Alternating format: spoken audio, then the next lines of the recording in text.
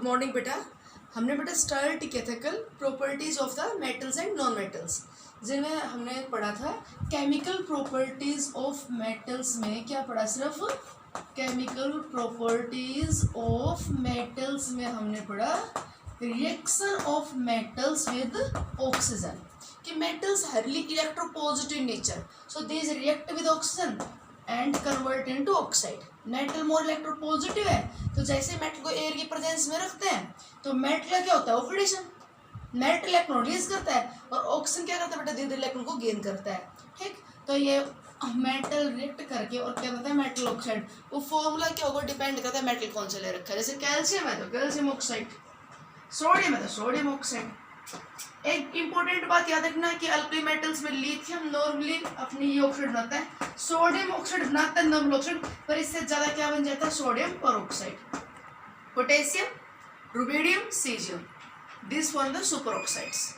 Aluminium react with oxygen form A stable layer of alumina, और artificially ये layer apply भी की जाती है, जिसे क्या बोलते हैं एनोडाइजिंग।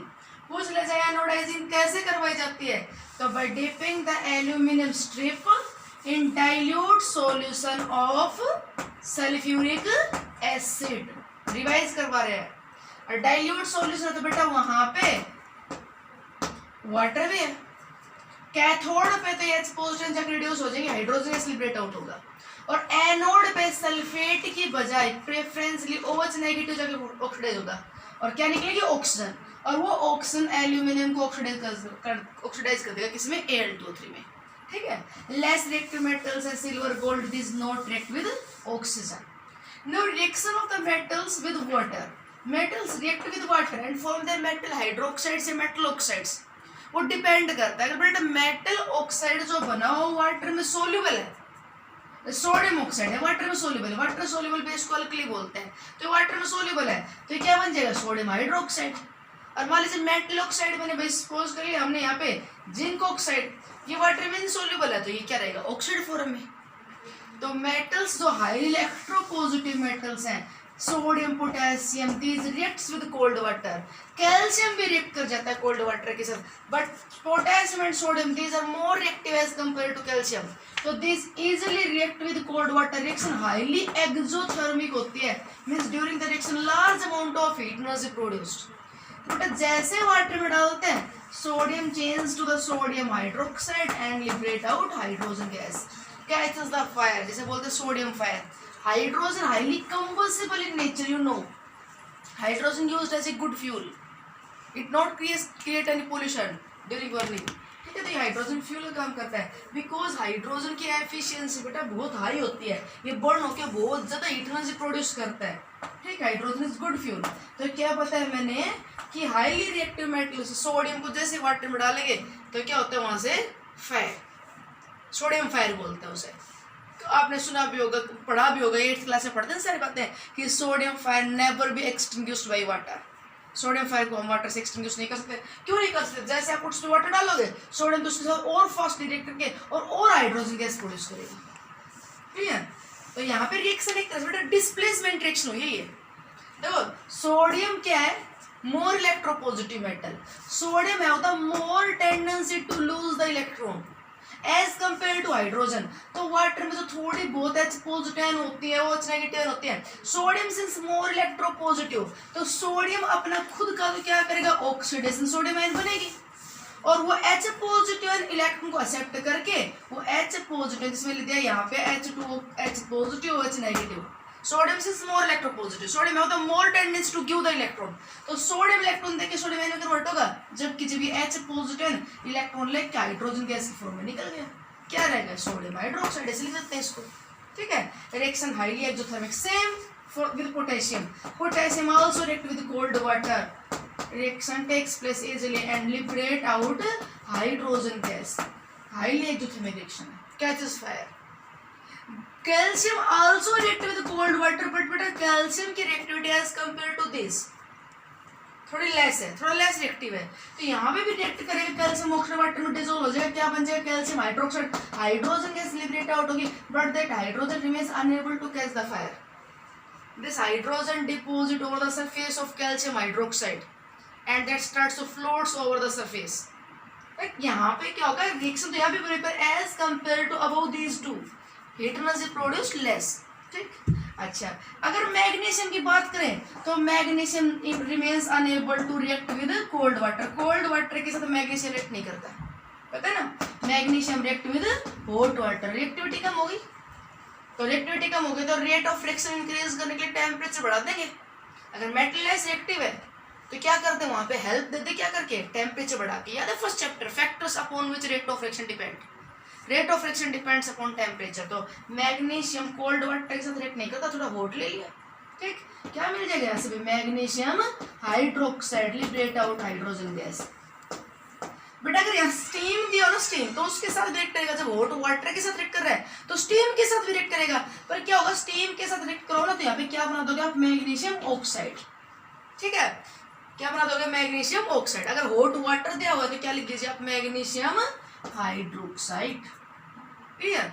अगर स्टीम पास करोगे तो यहाँ से MgO लिख देना, या H2 निकाल देना यहाँ से, क्लियर। और हाई टेम्परेचर पे मैग्नीशियम ऑक्साइड बन जाएगा, ठीक। आपको हॉट वाटर दिया मिले तो magnesium react with hot water give the magnesium hydroxide.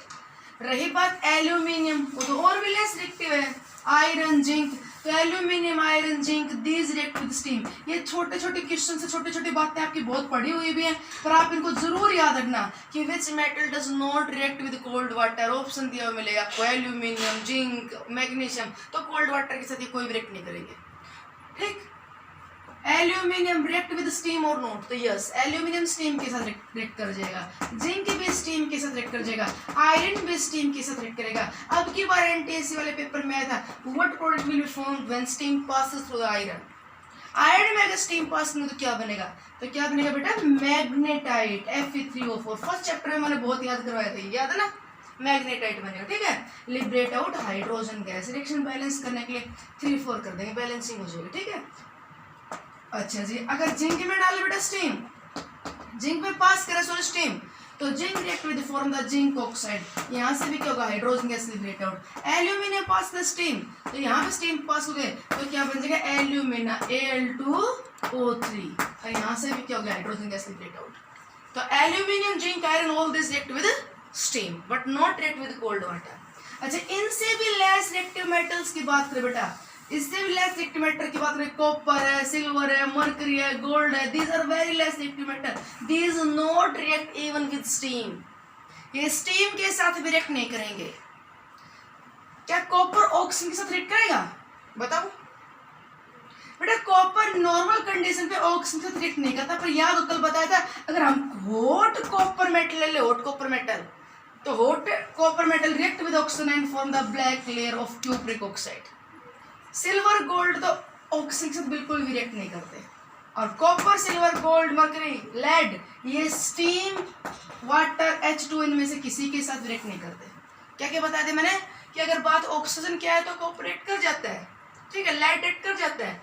अगर बात आ जाए किसकी, H2O की, तो these not react with H2O के साथ रिएक्ट नहीं करते metals. Next property of metals, metals react with oxygen form metal oxide, metal react with H2O form metal hydroxides या metal oxide. Now reaction of the metals with acid, metal react with acid, metals acid के साथ react करते हैं, metal react with acid। अगर हम metal ले लें, reactive metal, sodium, potassium, aluminium, magnesium, iron, zinc, these metals which are present above the hydrogen activity series, first chapter पढ़ लीजिए एक्टिविटी सीरीज, याद होगा आपको, पोटेशियम है, सोडियम है, कैल्शियम है, मैग्नीशियम है, एल्यूमिनियम, आयरन, ठीक है। तो इसमें हाइड्रोजन से ऊपर जितने मेटल आते हैं, आयरन है, जिंक है, इससे तो मोर की जिंक हो जाएगा, तो जिंक है, आयरन है, ये सारे के सारे क्या करते हैं, react with dilute solution of HCl, dilute solution of H2SO4। These are the more electropositive metal, so these are able to displace the H positive ion. More reactive metal can displace less reactive. तो यहाँ पे अगर बात करें से iron added to the dilute solution of HCl, ठीक है, dilute solution of HCl में डाल देंगे आयरन। अब HCl बेटा स्ट्रॉन्ग इलेक्ट्रोलाइट है, कौन प्रेजेंट है, H पॉजिटिव आयन है, Cl नेगेटिव आयन है। Iron more electropositive, H positive. Hydrogen किसकी इलेक्ट्रॉन रिलीज करने की कैपेसिटी ज्यादा है, कौन मोर इलेक्ट्रोपॉजिटिव है, आयरन या hydrogen, your answer is iron. ठीक है, तो क्योंकि आयरन मोर इलेक्ट्रोपॉजिटिव है, आयरन के इलेक्ट्रॉन रिलीज करने की कैपेसिटी बेटा ज्यादा है, तो जैसे ये मोर रिएक्टिव मेटल है हाईवे कांटेक्ट में आएगा तो आयरन मोर इलेक्ट्रोपॉजिटिव है। ठीक है, आयरन की इलेक्ट्रॉन देने की टेंडेंसी ज्यादा है, तो मोर पावरफुल इंसान तो अपने पावर दिखाएगा, है ना।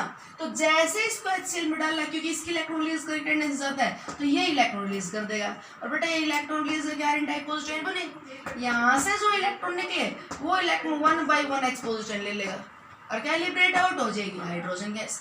H पॉजिटिव और H पॉजिटिव इलेक्ट्रॉन ले लेगा, तो यहाँ पे क्या बन जाएगी बेटा, ये आयरन इलेक्ट्रॉन रिलीज करके आयरन टाइप पॉजिटिव बना, तो ये बन गया FeCl2 plus H2। ठीक है, means a more reactive metal displays the H positive ion from the acidic solution।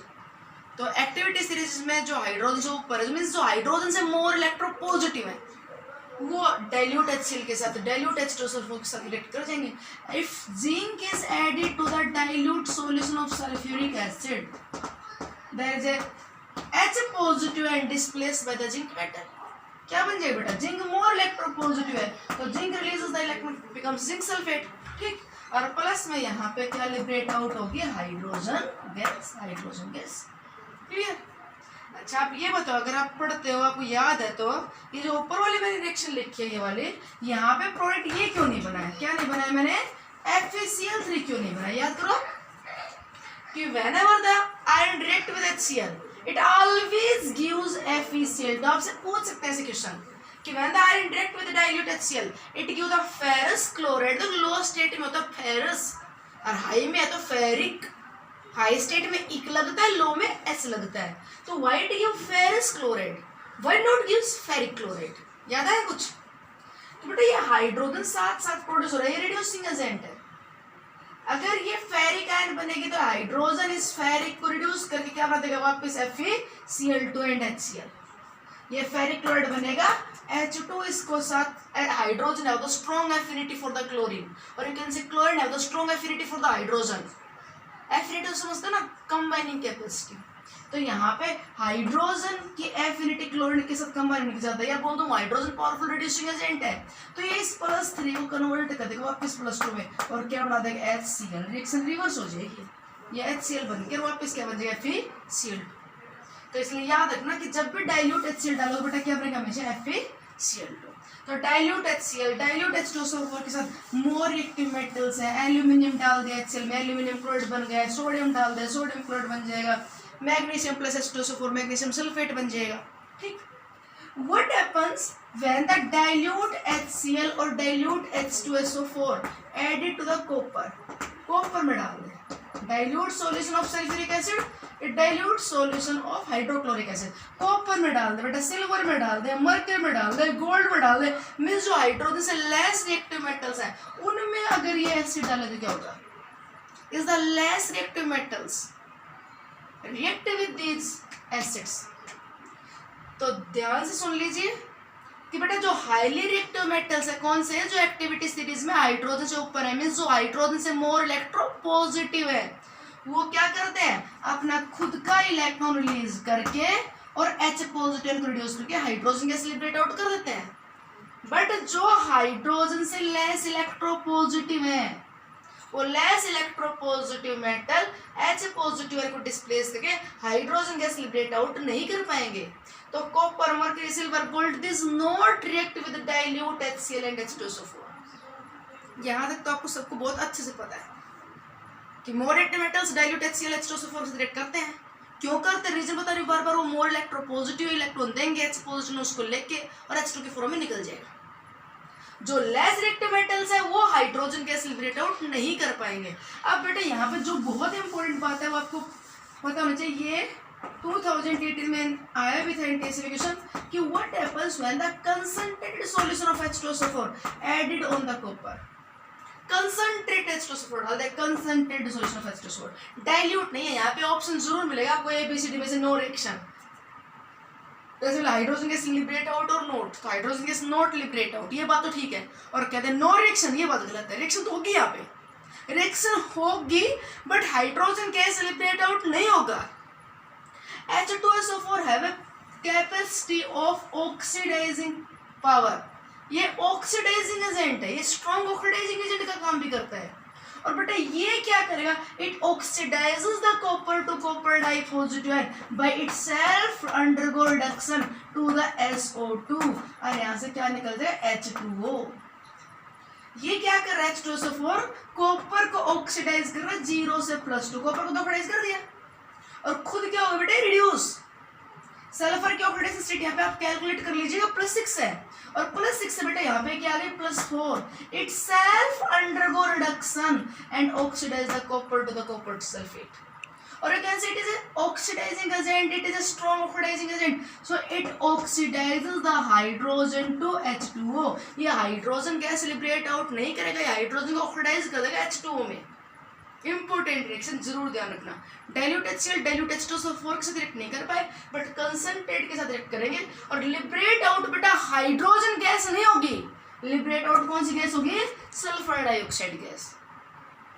A pungent smelling colorless gas responsible for the acid rain, yes, SO2 oxidized to SO3 and then mixed with water and give the H2SO4, so it is the component of acid rain।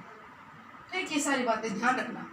अब बात आती है कि ये जो less reactive metals या more reactive metals में फर्क क्या हुआ, जो मोर रिएक्टिव है वो डाइल्यूट HCl डाइल्यूट H2SO4 से रिएक्ट कर दे, लेस रिएक्टिव है वो नहीं कर पाए।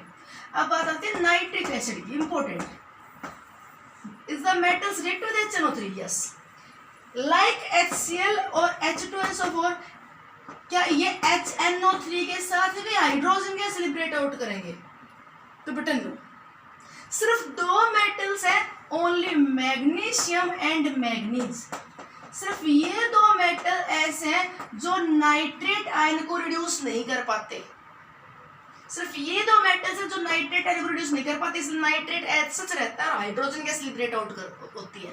मेरे साथ बात ध्यान सुना, ये दो मेटल ऐसे हैं कि जब इनमें डाला जाए dilute solution of very dilute solution of nitric acid, there is a formation of metal nitrate, there is a formation of metal nitrate and liberate out hydrogen gas, it remains unable to reduce this nitrate ion। ये +5 state में था, अब यहाँ पे +4 nitrate का nitrate है। ऐसे same manganese, manganese के साथ भी सेम रिएक्शन, अगर उसमें डाला जाए dilute solution of nitric acid तो क्या बनेगा, मैग्नीज नाइट्रेट, और बेटा क्या लिबरेट आउट होगा, हाइड्रोजन गैस। तो क्या HNO3 के साथ भी metals hydrogen gas liberate out करते हैं, तो एक्सेप्ट मैग्नीशियम एंड मैग्नीज, इनके अलावा आपका आंसर क्या रहेगा, नो, सिर्फ इन दो के साथ ही हाइड्रोजन लिबरेट आउट होती है। बाकी बोल रहे हैं nitric acid is a powerful oxidising agent, it oxidises the hydrogen to H2O, जैसे H2SO4 ने किया था, कंसंट्रेटेड H2SO4 ने किया था, उसी तरह ये HNO3 हाइड्रोजन को ऑक्सीडाइज कर देगा, किसमें कर देगा बेटा, H2O में, चाहे HNO3 डाइल्यूट हो या HNO3 कंसंट्रेटेड हो। सुनो आराम से, इन दो के साथ हाइड्रोजन लिबरेट आउट होगी और इनके अलावा किसी भी मेटल के साथ nitric acid hydrogen gas liberate out नहीं करेगा, रिएक्ट करेगा मेटल के साथ, प्रोडक्ट हमेशा क्या बनेगा, हमेशा क्या बनेगा, मेटल नाइट्रेट। बेटा फॉर्मूला के ऊपर मेटल की वैलेंस पे डिपेंड करेगा, ठीक है। यहाँ पे लिबरेट आउट हाइड्रोजन गैस नहीं होगी, यहाँ पे लिबरेट आउट होगी बेटा नाइट्रस ऑक्साइड गैस या नाइट्रिक ऑक्साइड गैस या नाइट्रोजन डाइऑक्साइड गैस, या यहाँ से लिबरेट आउट होगा अमोनियम नाइट्रेट। इनमें से क्या लिबरेट आउट होगा, ये डिपेंड करेगा upon the nature of metal, कि मेटल आप कॉपर ले रहे हो, सिल्वर ले रहे हो, आयरन ले रहे हो, जिंक ले रहे हो, कौन सा ले रहे हो, और डिपेंड करेगा upon the concentration of HNO3, ठीक है। किस पर डिपेंड करेगा, मेटल के नेचर पे, नाइट्रिक एसिड कंसंट्रेशन पे और टेम्परेचर पे। अब आप जो सबसे इंपॉर्टेंट बात है वो सुन लीजिए, nitric acid reacts with every metal. सबसे पहली बात क्या बताई मैंने, nitric acid reacts with every metal except, सिर्फ किसके साथ रिएक्ट नहीं करता, except noble metal gold and platinum, इन दो को छोड़ के बाकी सभी के साथ रिएक्ट करता है, सबसे पहली बात। Next, nitric acid react with every metal except these two, but not liberate out hydrogen gas except, सबके साथ रिएक्ट करेगा पर हाइड्रोजन गैस लिबरेट आउट नहीं करेगा एक्सेप्ट मैग्नीशियम एंड मैंगनीज, सिर्फ इन दो के साथ हाइड्रोजन लिबरेट आउट करेगा और किसी के साथ भी हाइड्रोजन गैस लिबरेट आउट नहीं करेगा। ठीक है। तीसरी बात, अगर बेटा डाइल्यूट सॉल्यूशन, वेरी डाइल्यूट नहीं है, डाइल्यूट है, नॉर्मल डाइल्यूट, अगर डाइल्यूट सॉल्यूशन नाइट्रिक एसिड का डाइल्यूट तो बेटा गैस लिबरेट आउट होगी NO, नाइट्रिक ऑक्साइड, ये खुद किस में रिड्यूस होगा NO में। और अगर बेटा कंसंट्रेटेड नाइट्रिक एसिड है, कंसंट्रेटेड, तो ये बेटा देगा यहाँ पे NO2, नाइट्रोजन डाइऑक्साइड।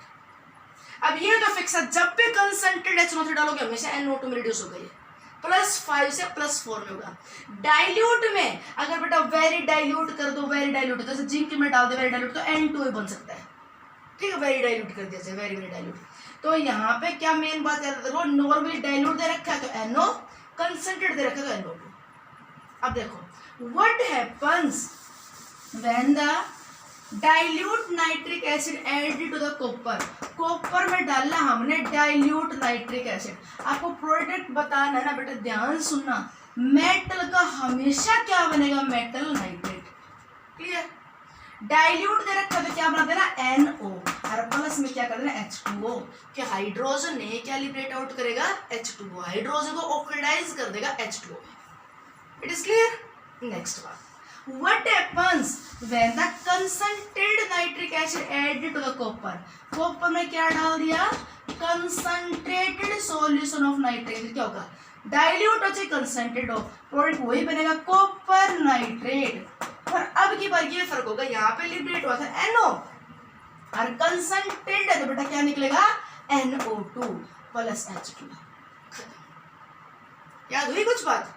अगर कॉपर की जगह सिल्वर है, बताओ जी क्या बनेगा बेटा, सिल्वर नाइट्रेट AgNO3NO। अगर कंसंट्रेटेड है उसमें डाल दिया क्या बनेगा बताओ, तो बेटा जी सिल्वर नाइट्रेट और प्लस में NO2 प्लस में H2। मरकरी में डाल दिया mercury nitrate AgNO3 gold, dilute है तो NO और कंसंट्रेटेड है तो NO2, ये बदलता जाएगा। HNO3 react with every metal except gold and platinum. और उसके बारे में तो आपको पता है कि gold and platinum these are the less reactive metals, these metals of the inert behavior, they is not attacked by the acid। तो इनको रिएक्ट करवाने के लिए क्या लेते हैं, एक्वारिज या रॉयल वाटर। रॉयल वाटर में HCl 75% और बेटा HNO3 25। ठीक है, ये रेशियो ध्यान से याद रखना, बच्चे गलती कर देते हैं। नाइट्रिक एसिड 25 और ये 75। बेटा जब ये आपस में रिएक्ट करते, जिसमें लिख लूं HNO3 प्लस में 3 मोल ऑफ HCl, तो कोई पूछे बेटा और क्या बनता है, तो क्या बनता है बेटा, ये आपस में रिएक्ट करके, ध्यान से सुनना, ये आपस में रिएक्ट करके पहले बनाते हैं NOCl नाइट्रोसिल क्लोराइड, प्लस में क्लोरीन प्लस में H2, इसे बोलते हैं नेसेंट क्लोरीन, की जस्ट अभी प्रोड्यूस हुआ है, ये क्लोरीन जस्ट अभी प्रोड्यूस हुआ है। और ये क्लोरीन बेटा गोल्ड है तो उसे ऑक्सीडाइज कर देगा किसमें, गोल्ड क्लोराइड AuCl3 में, क्योंकि HCl बेटा जी एक्सिस में है तो HCl इस AuCl3 के साथ फर्दर कंबाइन हो जाएगा और क्या बना देगा, क्लोरोयूरिक एसिड HAuCl4, फाइनली क्या मिलेगा, क्लोरोयूरिक एसिड। प्लेटिनम है तो बेटा नेसेंट क्लोरीन बना, एक्वारिज में क्या प्रोड्यूस होगा ऑक्सीडाइज करने के लिए, तो नेसेंट क्लोरीन। नेसेंट तो जस्ट अभी प्रोड्यूस हुआ है, पता आपको, मैंने बताया ब्लीचिंग एजेंट के बारे में जब बताया था, नेसेंट जस्ट अभी प्रोड्यूस हुआ है। ठीक है, थोड़ी देर बाद तो CL का हमारा Cl2 में निकल जाएगा, तो जस्ट प्रोड्यूस हो, उसी टाइम से प्लेटिनम लेगा, क्या बना लेगा PtCl4। बट क्योंकि HCl एक्सेस में है इसलिए फाइनली क्या बनेगा, क्लोरोप्लेटिनिक एसिड। राइट। क्या नाइट्रिक एसिड मेटल्स के साथ रिएक्ट करता है, ये नॉन मेटल्स के साथ रिएक्ट करता है, वो आगे बताऊंगी मैं। HCl H2SO4 नॉन मेटल्स के साथ रिएक्ट नहीं करते, इतना HNO3 कर सकता है। ठीक है, क्या क्या बात बताइए, more active metal dilute HCl dilute H2SO4 से रिएक्ट करेंगे, कॉपर के साथ कंसंट्रेटेड H2SO4 रिएक्ट कर जाएगा, HNO3 डाइल्यूट हो चाहे कंसंट्रेटेड हो सभी मेटल्स के साथ रिएक्ट करेगा except gold and platinum. Clear. बताओ जी, एक लास्ट बात आपके पास, और वो लास्ट बात क्या है अपनी, कि आप ये बताइए कि ये जो एसिड लिए हैं HCl, H2SO4 और HNO3, इनमें ऑक्सीडाइजिंग एजेंट का काम कौन करता है? तो अब बेटा जरूर याद रखना, HNO3 ऑक्सीडाइजिंग एजेंट का काम करता है और H2SO4 कंसंट्रेट ले ले तो ये भी ऑक्सीडाइजिंग एजेंट का काम करता है। Okay, thanks.